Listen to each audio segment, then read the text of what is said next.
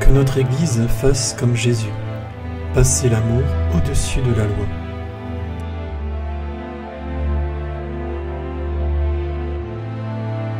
Mes frères bien-aimés, vous vous rendez compte de la chance que nous avons de pouvoir tous les jours croiser le Christ et vivre avec lui certaines de ces journées. Tout cela, nous le pouvons grâce au Saint-Évangile que nous ne vénérons pas assez. Je vous en supplie, mes frères, tant que je respirerai, je dirai toujours la même chose et tout le monde sera content. Et il faut beaucoup lire l'Évangile. Il faut s'intéresser à cette parole de Dieu où respire la voix même de Dieu. Je vous en supplie, mes frères, intéressez-vous à l'Évangile. Cherchez dans chaque verset ce qu'il y a de grand, de céleste, de lumineux, car notre propre vie a besoin d'être éclairée.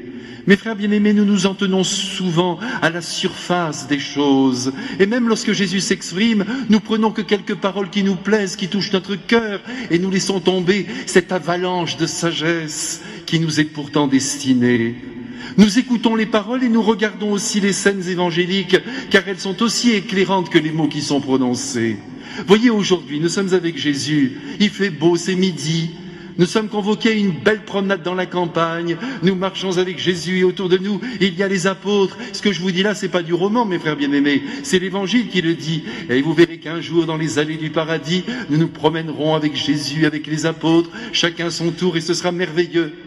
Mais pour le moment, 2000 ans en arrière, nous sommes en Palestine, avec Jésus, avec les apôtres, c'est midi, je vous l'ai dit. Tout à coup, évidemment, c'est tout à fait normal, nous voyons que les apôtres ont un petit creux. C'est normal à midi, quand on est un homme bien constitué, on a faim. Alors les apôtres se sont tournés vers notre Seigneur pour dire, bien nous avons faim. Jésus a dit, faites ce que vous pouvez. Et puis en marchant, comme ça, sur le sentier, ils ont vu que certains épis sortaient des propriétés et tombaient sur ce sentier. Donc ils ont pris quelques épis dans leurs mains, ils les ont frottés et ils ont mangé ces graines comme des oiseaux. Ah, ce sont de sacrés oiseaux, les apôtres. Mais voyez, mes frères, c'est là la naissance de la macrobiotique. Ils ont mangé ces graines crues. Et ça leur a suffi. Voyez, un petit apéritif en attendant la suite. Alors les pharisiens, car je vous rappelle que c'est le jour du sabbat, vous savez que les juifs, personne ne bouge le jour du sabbat. Ils sont là tranquillement, ils ne font pas un geste, mais il y a quelque chose qui bouge, c'est leur langue. Il n'y a rien à faire, ils sont planqués dans un champ à côté, et ils ont vu les apôtres saisir ces épis. Et ils s'imaginent qu'ils sont en train de les récolter. Ils se trompent, parce qu'ils se fient aux apparences. En vérité, il s'agissait pour les apôtres simplement de caler un peu leur faim, pas plus. Mais que voulez-vous, les pharisiens sont sûrs d'eux, si bien qu'ils se présentent maintenant devant Jésus pour lui dire « Mais que font tes apôtres? Ça n'est absolument pas normal. Regarde, ils profanent le sabbat. » En vérité, mes frères, que ce soit bien clair, ils ne le profanent pas. Mais Jésus profite de cette intrusion pharisaïque pour nous donner une belle leçon par rapport aux lois divines.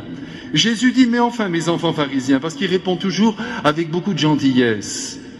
Mais enfin, vous savez bien que parfois nos pères aussi ont enfreint le sabbat parce qu'il y avait nécessité. Autrement dit, de temps en temps, la loi objective ne s'applique pas. Souvenez-vous de notre roi David. Un jour, il eut faim avec ses compagnons, il est entré dans le temple et il a demandé au prêtre Abiatar de lui donner les pains de proposition, les pains consacrés, les pains de l'offrande qui étaient réservés aux prêtres. Le roi n'y avait pas accès. Et je crois que d'ailleurs ce jour-là, le prêtre a demandé à David si ses compagnons s'étaient abstenus des femmes, et quand il a répondu oui, à ce moment-là, ils ont pu manger ce pain. Jésus l'explique bien simplement, et puis il conclut en donnant le principe que nous connaissons bien, que nous avons beaucoup de mal à vivre, parce que nous sommes de grands amoureux de la loi, ça nous rassure. Le sabbat a été fait pour l'homme, autrement dit, il est au service de l'homme, et non pas l'homme pour le sabbat. Alors mes frères, nous comprenons ce soir parfaitement, et j'espère que c'est clair dans votre esprit, parce que ça c'est une manière chrétienne de vivre que nous ne devons pas abandonner, sinon nous épousons les idées du monde. Jésus nous dit, ne canonisez pas la loi. C'est un phare. La loi n'est pas une borne, elle nous éclaire. Et puis cessez de vous occuper de la conduite de vos frères. Chacun a une conscience, et Dieu jugera chacun en fonction de cette conscience. Voilà mes frères, pour ce soir, je vous ai tout dit.